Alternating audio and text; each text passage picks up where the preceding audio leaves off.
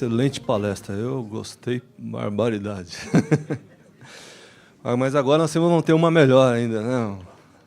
Vamos chamar o nosso convidado, senador, né? Antes eu quero fazer uma breve apresentação. Precisa, senador? Não?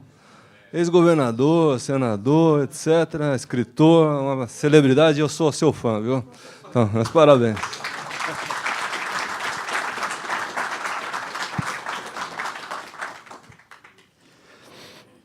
Boa noite a cada uma e a cada um de vocês. Eu creio que a essa altura, sobretudo, que o professor Alexandre, às 4 da manhã, tem que fazer a meditação dele.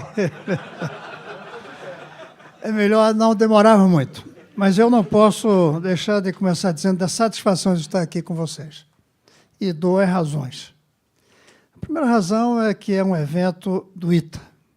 Eu tenho com o ITA uma relação dessa que a gente tem com uma menina que a gente não teve coragem de se aproximar e depois a gente pensa, caramba, se eu tivesse tentado, minha vida era outra. Sinceramente, eu fiz vestibular em 1962 para engenheiro mecânico. E naquela época o ITA estava no início, mas já sabíamos que existia o ITA lá em Pernambuco. Eu não fiz, em parte, porque razões familiares me dificultariam muito sair de Recife.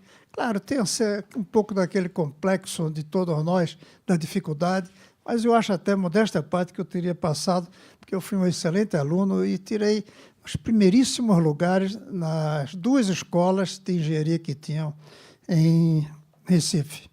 E terminei me formando em engenharia mecânica e depois abandonei para ir para a economia, que eu fiz meu doutorado, e continuei. Mas foi fundamental na minha formação ser engenheiro. Fundamental. A cabeça é diferente dos outros economistas que já chegam pelo lado social. Segunda satisfação é estar aqui nessa escola. Eu tenho uma filha que se formou aqui e creio que foi um dinheiro bem aplicado. Não foi pouco, mas foi bem aplicado. O que vale é o retorno, né? Mas o senhor disse aqui que o que vale é a expectativa. Terceiro é que é um encontro, sobretudo, de alumni, como se diz nos Estados Unidos. Eu acho fascinante que o ITA tenha essa associação dos ITEX. Eu acho formidável. A gente devia ter isso em todas as escolas, não só de engenharia, todas as universidades deveríamos ter. Como os americanos, sobretudo, têm. Porque cria uma relação. Como reitor, eu criei uma associação de ex-alunos da universidade, mas não avançou como deveria, porque há um certo preconceito. Então, eu fico satisfeito de estar aqui com vocês. E terceiro, o tema que colocaram, que é ensino superior e educação e universidade. Eu fico satisfeito, embora vou tentar falar pouco, mas não vou poder deixar de falar do momento que o Brasil vive, porque tem a ver com isso, com educação e universidade. Quero começar dizendo que, para mim, existem dois propósitos do ensino superior. Um é a ascensão pessoal pelo estudo de cada pessoa. E o outro é a alavanca de progresso graças à formação das pessoas. O problema é que algumas universidades, ou institutos, ou escolas são mais escada do que alavanca. E terminam servindo para a promoção pessoal apenas, e pouco para o progresso do país e mesmo da humanidade. O ITA tem a característica de ser alavanca e ser também escada. A escada individual, quem se forma no ITA tem uma chance muito grande de ter uma boa promoção pessoal pelo talento, pela vocação, pela persistência, mas o ITA é, e muito, uma alavanca para o progresso do Brasil. E não é só porque daí surgiu a Embraer. Não, é porque se espalharam os formados no ITA, dando contribuições imensas, como o reitor, inclusive, falou aqui na apresentação dele. Mas também porque a gente pôde ver aqui em cima as experiências desses meninos. Daqui a 10 anos, muitas dessas experiências, que hoje são startups, daqui a pouco serão projetos que vão valer a pena. Inclusive, já quiseram até dizer que é hora de participar, quem quiser ganhar dinheiro, colocar dinheiro para esses meninos que estão fazendo essas pesquisas. Pois bem, eu creio que nós temos que trabalhar no Brasil a retomada da ideia de alavanca no ensino superior. E vem automaticamente a escada. Mas há uma coisa que dificulta hoje isso da alavanca. Duas coisas. Primeiro, porque houve um processo de individualização, de individualismo, de egoísmo e de perda do sentimento nacional, da perda do patriotismo no Brasil. Dizem que no mundo inteiro. Houve uma perda. Reduziu-se o sentimento coletivo e se fortaleceu muito o sentimento individual. E aí o ensino superior fica escada e não alavanca. Mas a outra coisa, e essa que eu disse que queria falar com vocês, aproveitando o fato de que, além de amigo do ITA, além de tudo isso, eu estou numa posição política, é falar do momento que a gente atravessa. O Brasil perdeu duas coisas fundamentais em uma nação. Perdeu coesão e perdeu rumo. Nós estamos sem sentimento de coesão de 200 milhões de pessoas com um propósito comum. E não sabemos qual é esse propósito. Em parte, não é culpa especificamente do Brasil nem dos seus políticos. É que a velocidade é tão grande como as mudanças ocorrem que os rumos ficaram velhos. Desenvolvimentismo, por exemplo, que foi o que fez surgir o ITA, o sentimento de rumo do país ser desenvolvido no sentido do aumento do produto interno bruto per capita, da produção, mais do que da invenção. Hoje é mais a invenção do que a produção. O que a gente viu lá em cima são invenções desses meninos, do ITA. Então, houve uma perda de rumo e uma perda de coesão. O país está dividido, radicalmente dividido, em grupos, em pessoas, em corporações, em sindicatos, sem um espírito comum. E uma das coisas que, a meu ver, provoca isso é a falta do novo. Nas conversas que eu tive, falou-se em brilho nos olhos. Está faltando brilho nos olhos. Creio que foi o Arthur Covatti, ele ainda está por aí, não? Está ali atrás, que é o presidente do CEA. Está faltando brilho nos olhos de nós todos no Brasil. Brilho nos olhos pelo projeto coletivo. Temos brilho nos olhos por projetos pessoais, claro. Ganha o time de futebol da gente, a filha casa, qualquer coisa aí faz com que brilhe os olhos, formatura de filhos. Mas o país está sem brilho nos olhos. E sem brilho nos olhos em comum. Salvo 2018, na Copa do Mundo, talvez a gente volte a brilhar os olhos, mas por uma coisa circunstancial. Para mim, o que está faltando é o sentimento do que é o novo, para brilhar os olhos da gente do Brasil. E eu queria, aproveitando que é uma entidade, um evento do ITA, esse evento, mesmo sendo aqui na SPM, e o ITA, para mim, representa o novo, porque quando surgiu era uma coisa nova e manteve essa mística da novidade pela invenção da tecnologia. Eu escolhi aqui, pegando carona com vocês, surfando no convite de vocês, para falar o que é que eu acho que deveria ser o novo para sensibilizar o Brasil. Vou concluir dizendo que tenho minhas dúvidas se a gente vai conseguir isso nos próximos anos. Não sou ingênuo. Mas, de qualquer maneira, estamos numa entidade reitor de ensino superior, no meio de pessoas que pensam. Eu queria tentar provocar o que é o novo no Brasil de hoje. E vou dizer uma lista grande, sem ordem de importância. Para mim, a primeira coisa é descobrirmos que o que é estatal não é necessariamente público. Confundimos isso durante muito tempo. Qualquer hospital do governo diz que é público, mesmo que sirva mal à população. Não é público o que não serve bem ao doente, o hospital. E tudo que é privado, nós nos acostumamos a dizer que era de interesse particular e não coletivo. Tem entidades de propriedade privada que servem de alavanca para o país. E tem entidades do Estado que não servem ao país. Nosso Estado, nosso sistema estatal, e aí eu incluo as universidades, foram apropriadas privadamente.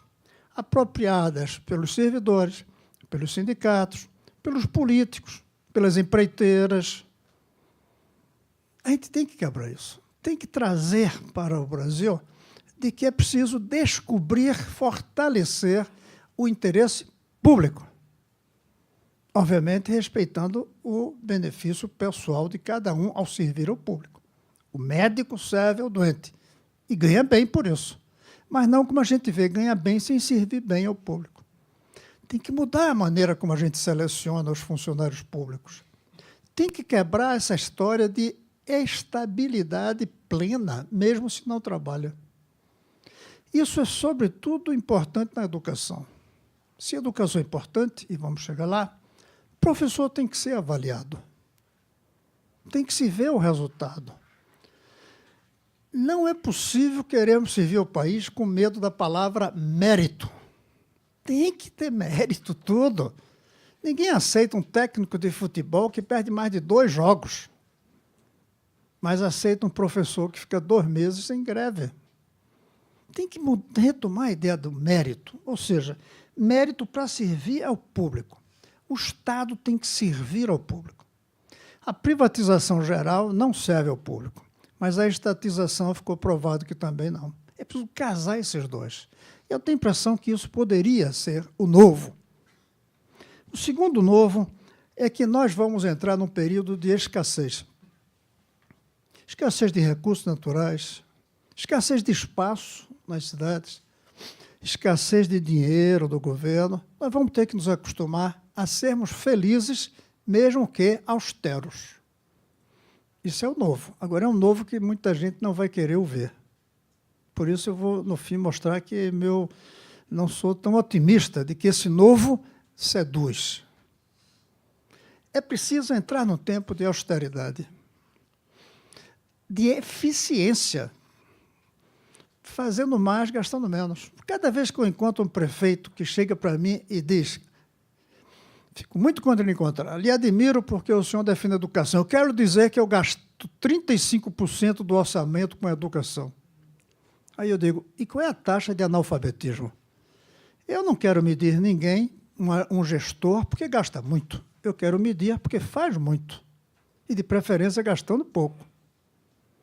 Então, como fazer para trazer essa novidade de que o que vale é fazer muito e não gastar muito? Nossas universidades estão todas em crise, em parte porque, de fato, não estão com o dinheiro que precisam, mas, em parte, porque não estão sabendo gastar menos para fazer o mesmo. Tem, sim, vazamentos no setor público brasileiro. Eu fiz uma lista de vazamentos nas escolas. Começa um vazamento professor que não fora da sala de aula. Isso é um vazamento. Custa o dinheiro, mas não está trazendo o resultado. Claro que precisa de um diretor, claro que precisa de um assessor pedagógico, mas hoje é um número muito grande dos que não estão dando aula. Não usar as técnicas modernas, os equipamentos modernos de pedagogia, é jogar dinheiro fora. Hoje, um professor pode dar aula para um número muito grande de alunos sem a gente usar um bom equipamento. Uma terceira novidade é a democracia interativa. Não dá mais para, no tempo em que as pessoas falam comigo a cada 2 segundos aqui, eu tenho um mandato de 8 anos como senador, ou 4 de deputados. Os mandatos têm que ser interrompidos. Agora, temos que ter regras. Não pode ser fazendo plebiscito como aquele programa Big Brother Brasil. Não pode ser daquele jeito, mandar para casa. Tem que ter regras. Tem que ter uma inteligência por trás para saber se não é só uma vontade passageira dos eleitores contra. Veja que eu não estou falando em democracia direta, porque a democracia direta é a soma das vontades individuais, instantâneas. O país não é bem governado pela democracia direta, porque ela é instantânea e individual, embora a soma da maioria. E o interesse da coletividade, no longo prazo, é diferente da soma das vontades individuais instantâneas. É diferente. Não dá para fazer derivada na política. Não funciona bem. Mas tem que ter uma forma de interatividade. Nós não descobrimos ainda como sermos políticos nos tempos da interatividade, da internet, nos tempos do celular inteligente. O outro é o papel da indústria baseado na ciência e na tecnologia, ou seja, a indústria no conhecimento, com o conhecimento. Nós ainda estamos na época da indústria da metalmecânica. Ainda estamos no tempo do chão de fábrica.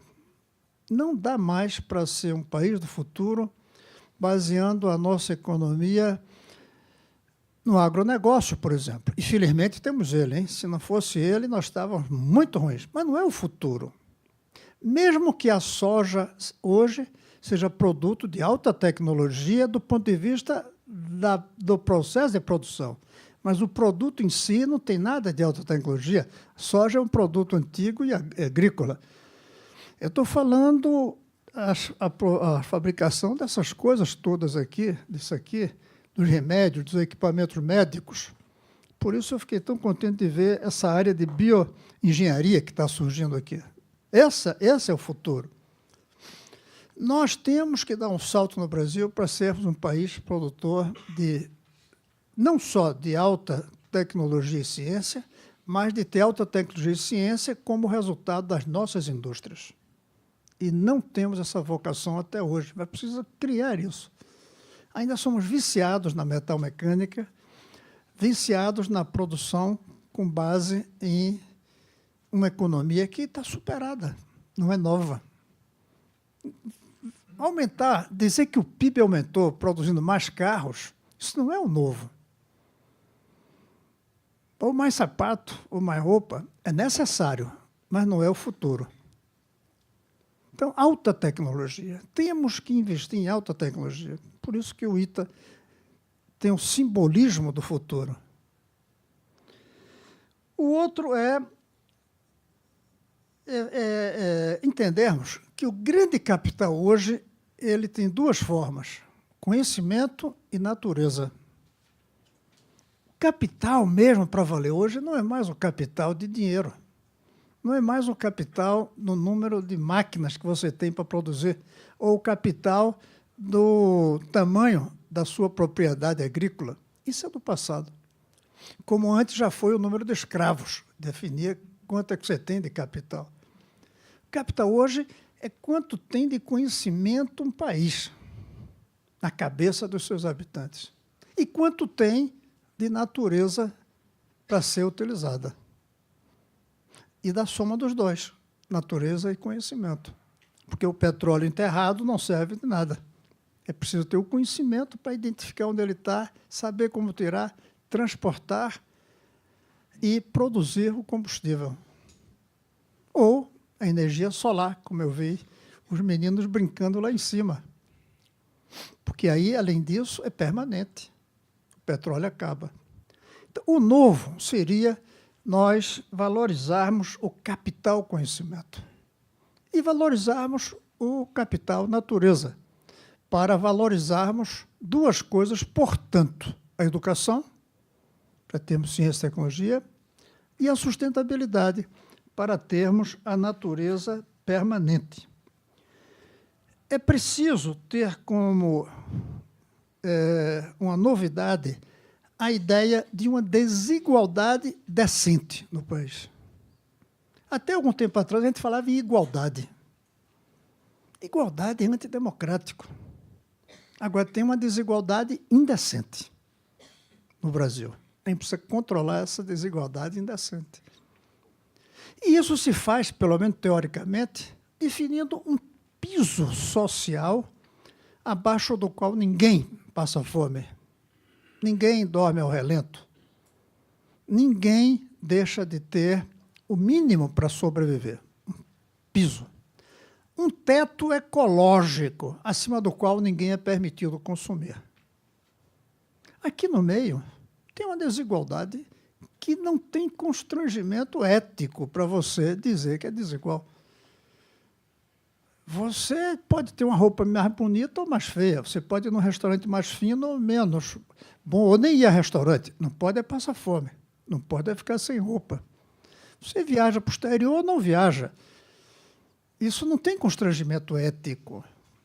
Além disso, se você obriga a igualdade, você não tem liberdade individual. E a liberdade deve ser algo permanente. Não deve nem ser novidade, deve ser permanente.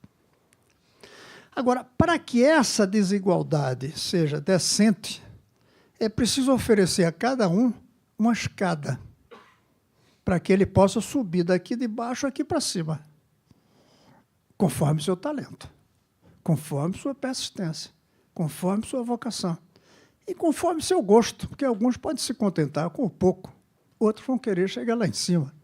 Essa escada, ela exige que duas coisas sejam iguais para todos. Saúde, porque sem vida você não sobe na escada, e educação, porque a escola é a escada social. Para quem tem talento. Então, aqui embaixo, você pode ter tudo, o mínimo para todo mundo. Mas educação e saúde não é o mínimo para todo mundo. É o máximo para todo mundo. Claro, eu estou falando o máximo no acesso, na qualidade do acesso. Não dá para dizer que todo mundo vai ser igualmente educado. Tem uns que têm talento, tem outros que não têm. Tem uns que têm persistência para o estudo, outros não têm. Então, a educação não é igual. Saúde depende da sorte. Você vai na rua e é atropelado, acabou sua saúde. Você tem um AVC, sua saúde fica comprometida, mas o acesso tem que ser igual. Então, esse propósito de uma desigualdade decente, com escola igual e saúde igual para todos, não é nem escola, é educação, né? Que é mais do que escola, porque não é só escola. Isso era algo novo que a gente podia tentar passar no Brasil, fazer brilhar os olhos, como você falou. A igualdade na educação, no acesso à educação e à saúde. Uma tolerância tranquila, sem constrangimento ético da desigualdade no nível de consumo, desde que ninguém consuma destruindo a natureza de uma maneira irreversível. Talvez a gente tenha que limitar o número de carros. Talvez chegue um dia que nem dê para ter carro, ou só ter carro se for elétrico, de tal maneira que não se constranja. Uma outra coisa é a integração internacional. Não dá para voltar atrás na globalização. Não tem mais jeito. Eu defendo que a pessoa seja nacionalista, mas nacionalista integrada no mundo. O nacionalismo isolacionista, ou isolado, não é novo. É velho, é passado. Vamos ter que conviver com as inter-relações internacionais. Não dá para fechar o comércio. Não dá para fechar as fronteiras. Vamos ter que conviver com o resto do mundo. Outra coisa nova é a verdade na política. Nós acostumamos com a política em que as pessoas mentem pelo populismo, pela demagogia ou pelo autoritarismo, que é uma forma de mentira, já que não permite que as pessoas falem. Então, não é verdade. E aí, para não continuar falando mais outros itens da novidade, é aí que eu não sou tão otimista. Eu acho que tudo isso que eu falei não dá muito voto, porque as pessoas não querem ouvir.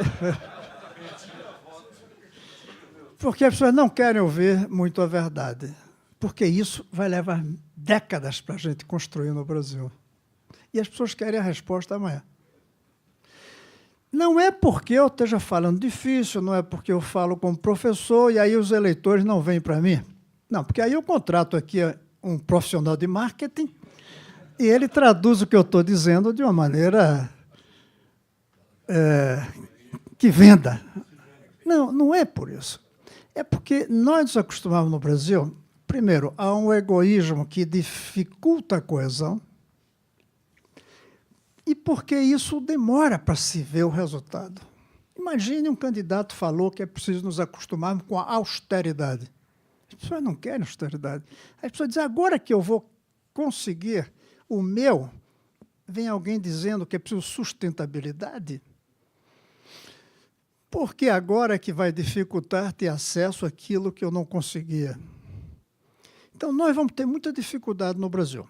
E, para complicar tudo isso, nós estamos divididos em partidos que não perceberam que são velhos. Mas não esses são velhos. A concepção de partido ficou velha. Porque hoje o indivíduo, qualquer um aqui, nós, o eleitor, qualquer um, ele se relaciona direto com o eleito. Não precisa de partido. O problema é que sem partido não funciona também. Tem que ter outra coisa aí que substitua. Hoje, para fazer uma manifestação, basta ter um computador e estar ligado na internet e dizer eu vou estar a tal hora, em tal lugar, com uma camisa de tal cor para fazer uma manifestação sobre isso. As pessoas vão. Não precisa mais de um líder. Não precisa mais de líder. O processo hoje, qualquer pessoa pode liderar, sem ser líder, porque tem acesso à comunicação. Teve uma boa ideia, você consegue reunir gente. Mas os partidos ficaram velhos, mas as pessoas na política ficaram arraigadas aos partidos. Brigam pelos partidos. Consideram que mudar de partido, que estão se acabando, é traição. Traição é ficar para trás. Avançar não é traição. O país, né? Não a pessoa. E, como está aí o Brasil, não vai permitir a ideia de relegar o partido.